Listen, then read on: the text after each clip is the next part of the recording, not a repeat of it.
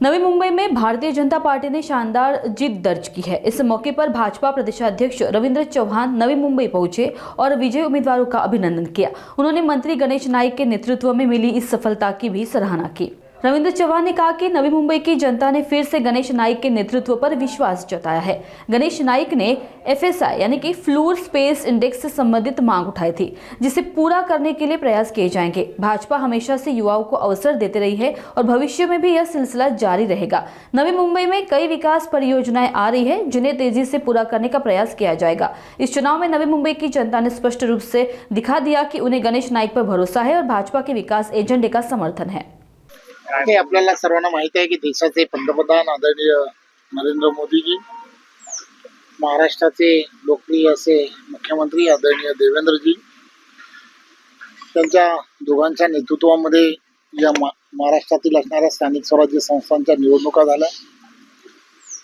या अगोदरी नगरपालिकांच्या निवडणुका झाल्या होत्या, त्याही वेळेला अतिशय चांगलं यश हे महायुतीला प्राप्त झालं होतं।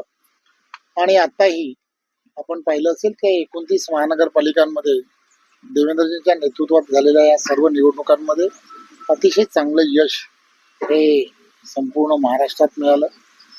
नवी मुंबईमध्ये तर गणेश नाईक यांच्या नेतृत्वामध्ये तिथे नंदाताई, त्याचबरोबर संपूर्ण इथली असणारी भारतीय जनता पार्टीची पूर्ण टीम, जिल्ह्याचे अध्यक्ष राजेश पाटीलजी, संजीव नाईकजी, संदीप नाईकजी आणि सर्व कार्यकर्ते, पदाधिकारी, या सर्वांनी केलेली प्रचंड मेहनत आणि या मेहनतीमुळे हे यश जे आहे ते यश मिळालं।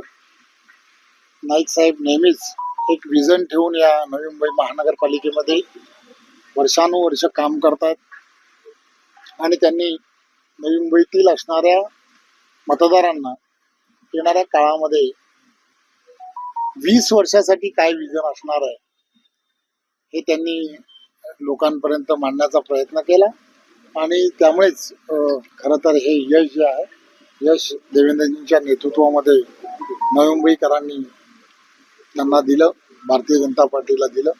त्याबद्दल मी भारतीय जनता पार्टीचा अध्यक्ष म्हणून संपूर्ण नवी मुंबईतील मतदारांचंही मनपूर्वक धन्यवाद। सर, याच्यामध्ये महत्त्व मुद्दा आहे, प्रदेशाध्यक्ष तुम्ही झाल्यानंतर मोठ्या प्रमाणात तरुणांची टीम जे निर्माण करणार आणि सर्वाधिक तरुण नगरसेवक जे आहे ते भाजपामध्ये, ही स्ट्रॅटेजी उपयोगी पडली प्रदेशाध्यक्ष नात्याने केलेली। खरं तर केंद्रीय नेतृत्वाने या संदर्भामध्ये नवनेतृत्वांना संधी देण्याच्या संदर्भामध्ये सातत्याने सांगण्याचा प्रयत्न केला आणि त्यामुळेच त्या दिशेने जाणं, ज्यावेळेला केंद्रीय नेतृत्व ज्यावेळेला दिशा देत असतं त्यावेळेला त्या दिशेने जाणं अतिशय सोपं असतं।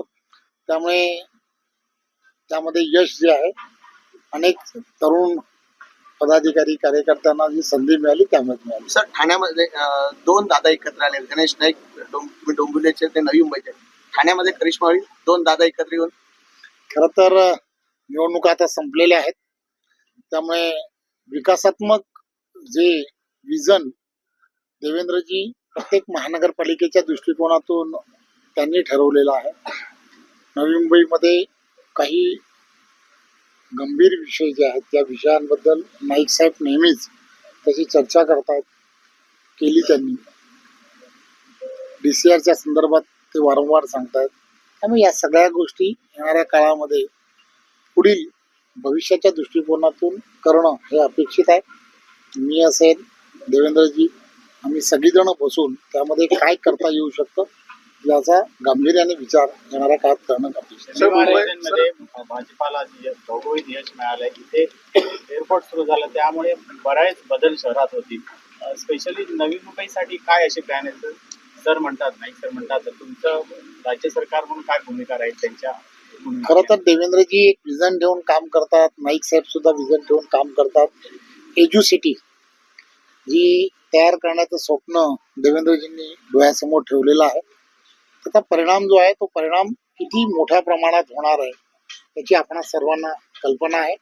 त्यामुळे हे शहर आणि शहराची असणारी पूर्ण परिस्थितीच बदलेल असं मला त्या निमित्ताने वाटतं, कारण एअरपोर्ट नवी मुंबई जवळ आहे आणि हे शहर आणि शहराची असणारी जी परिस्थिती आहे, राहणीमान जे आहे, त्या दृष्टिकोनातून ह्या शहराला एज्युसिटी म्हणून जेव्हा देवेंद्रजींनी करण्याचं जे ठरवलं त्याचा एक चांगला परिणाम जो आहे तो परिणाम एवढ्या युनिव्हर्सिटीज जर या शहरांमध्ये फॉरेन युनिव्हर्सिटीज ज्याला म्हणतो आपण त्या शहरामध्ये जर आल्या तर त्याचा परिणाम जो आहे तो परिणाम देशातील असणारी ज्या इकॉनॉमीवरती पण सर्वात मोठा होईल असं मला वाटतं. सर मुंबई